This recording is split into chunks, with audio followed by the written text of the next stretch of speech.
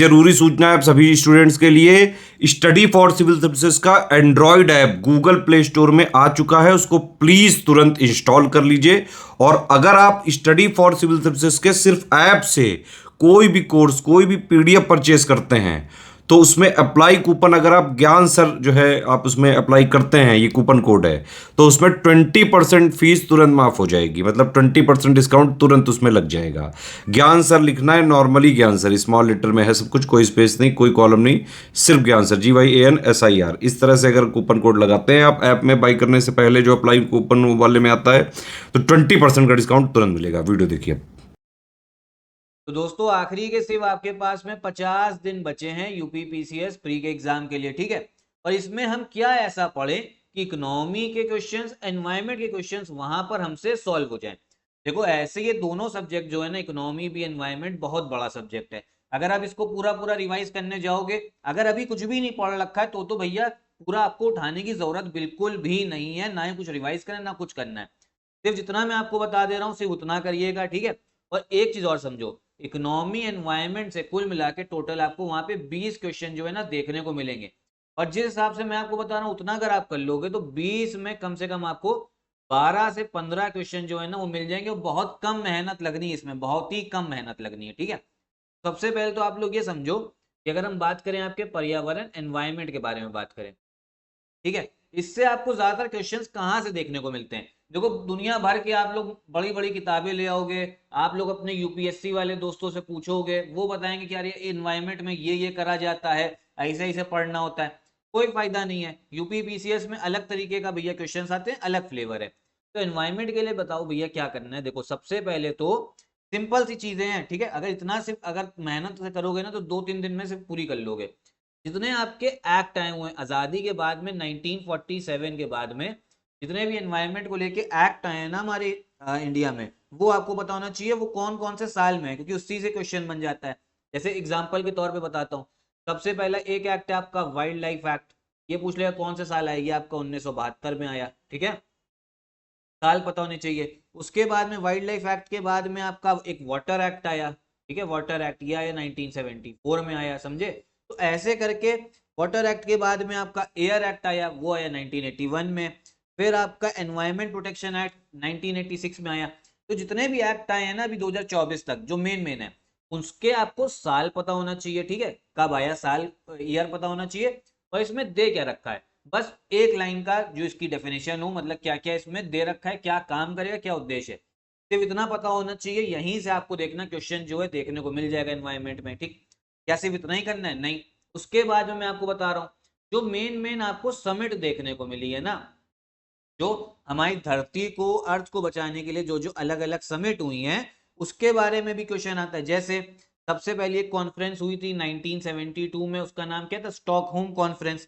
फिर आपको पता होगा सब लोग को एक अर्थ समिट हुई है। अर्थ समिट कब हुई है, ये हुई है आपकी 1992 में। तो देखो ऐसे पूछ सकता है आयोग आपसे कि अर्थ समिट कब हुई, तो आप लोग बता रहे हो 1992 में, ईयर पूछ सकता है। और ये भी पूछ सकता है कि ये कहाँ पर हुई थी। देखो अर्थ समिट को हम लोग रियो समिट भी बोलते हैं, तो ये ब्राजील का शहर है रियो डी जनेरिया, वहां पे हुआ था ये अर्थ समिट। उसके बाद में एक आपको मेन इंपॉर्टेंट पता होगा, क्योटो प्रोटोकॉल, ठीक है, नेक्स्ट पेज में कर देना। एक आपको कॉन्फ्रेंस के बारे में पता होगा, क्योटो प्रोटोकॉल, तो ये पता होना चाहिए, ठीक है। फिर उसके बाद में रामसर कन्वेंशन। देखो जितना मैं आपको बता रहा हूँ ना, सिर्फ इनके साल कहाँ कहाँ पे साइन हुआ, करता क्या है, ठीक है। ओजोन लेयर को लेके मॉन्ट्रियल प्रोटोकॉल। तो ये जितना भी कंटेंट है ना सब आपको हमारे सिलेक्शन मटेरियल में मिल ही जाएगा, ठीक है, आसानी से मिल जाएगा। कुल मिला के पता है कितने पेज इसका बनेगा, ये मैक्सिमम से मैक्सिमम 4 या 5 पेज का होगा। और इसी से ना क्वेश्चन वहां पूछे जाते हैं, दुनिया भर का ज्ञान लेने की जरूरत नहीं है। फिर मैं आपको कॉन्फ्रेंस बता दे रहा हूँ कौन कौन से। एक जैसे आपकी मीना माता कन्वेंशन हुआ है 2013 में, ठीक है। फिर यूएनईपी को लेके आपका क्वेश्चन आता है। ऐसे पेरिस एग्रीमेंट आपका 2015 में हुआ है, ये चीज। भारत में एक चीज और इंपॉर्टेंट इससे क्वेश्चन आता है, प्रोजेक्ट टाइगर से, ठीक है। प्रोजेक्ट टाइगर से कब लॉन्च हुआ, कितने टाइगर रिजर्व है इस समय पे इंडिया में, ये क्वेश्चन पूछ लेगा, कितने टाइगर रिजर्व है ये बताइए, ठीक है। ये सब कुल मिला के 4 या 5 पेजेस का ही मटेरियल है। टाइगर रिजर्व के बाद में आप लोग क्या पढ़ना पड़ेगा, एक चीज ये पढ़नी कि हमारे इंडिया में नेशनल पार्क। देखो नेशनल पार्क जो है ना, ये पता होना चाहिए कौन सा किस स्टेट में है। फिर उसके बाद में जो आपका बायोस्फीयर रिजर्व है, इसके बारे में भी पता रखो कि कौन कितने हैं, कितने किस स्टेट में कितना है, ठीक है। फिर वाइल्ड लाइफ सेंचुरी जो है ये पता होना चाहिए। फिर वेटलैंड, ठीक है, जो आपके वेटलैंड है, यूपी में कितने वेटलैंड है, इंडिया में टोटल कितने हैं, करंट अफेयर में पढ़ा होगा कौन सी लिस्ट, सिर्फ बता इतना करके जाना है, सिर्फ इतना।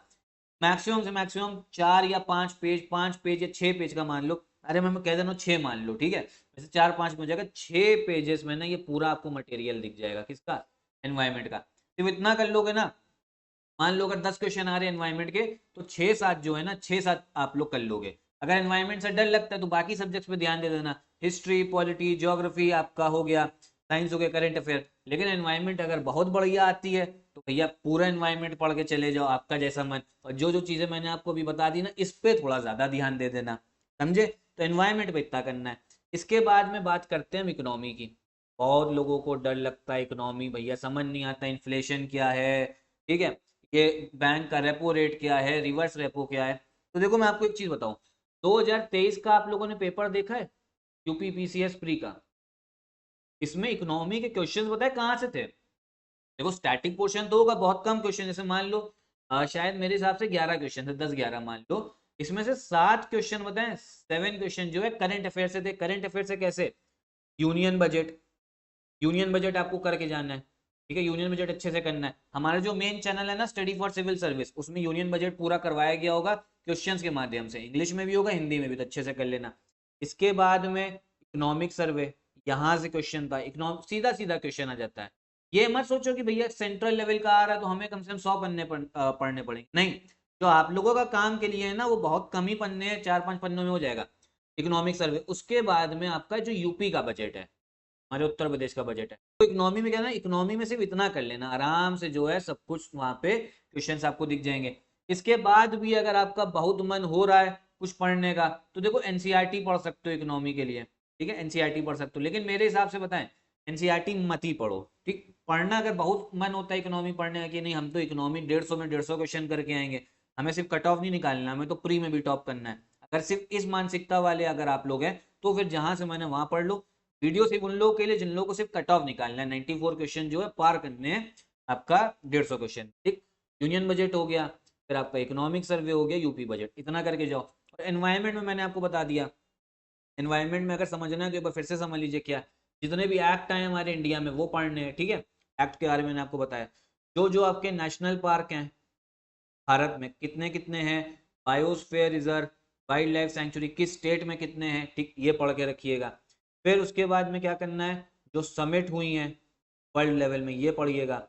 वेटलैंड कितने हैं, वेटलैंड के बारे में पता होना चाहिए आपको, ठीक है। तो इतनी जानकारी हो। फिर उसके बाद में एक चीज और, IUCN की लिस्ट आती है, रेड लिस्ट वगैरह, इसमें कौन कौन सा एनिमल जो, ये तो करंट अफेयर में पता लग ही जाएगा, ये पढ़ लेना। और फिर देखो इसके बाद में जो बेसिक आपके टर्म्स है ना, बेसिक टर्म जैसे इकोसिस्टम क्या होता है, बस ये पता होना चाहिए। इकोलॉजिकल नीश क्या है, ये सब पता, बस इसके अलावा नहीं, दुनिया भर का ज्ञान नहीं चाहिए एनवायरमेंट। इतना कर लोगे ना, यहीं से आपको आधे क्वेश्चन जो है मिल जाएंगे। मतलब ये उन लोगों के लिए जिनको स्मार्ट वर्क करना है, ठीक है, जिनको स्मार्ट वर्क करना है और सिर्फ कट ऑफ निकालना है कम मेहनत में, उन लोगों के लिए स्ट्रैटेजी बता, ठीक। एक चीज मैं आपको और बता दूं, 2023 का जो आपका पेपर है ना यूपी पीसीएस का, उसको एक बार जरूर लगाइए, 2023 का यूपी पीसीएस का पेपर, क्योंकि इंपॉर्टेंट है, पता लगेगा कहाँ कहाँ से जो है क्वेश्चंस आए हैं।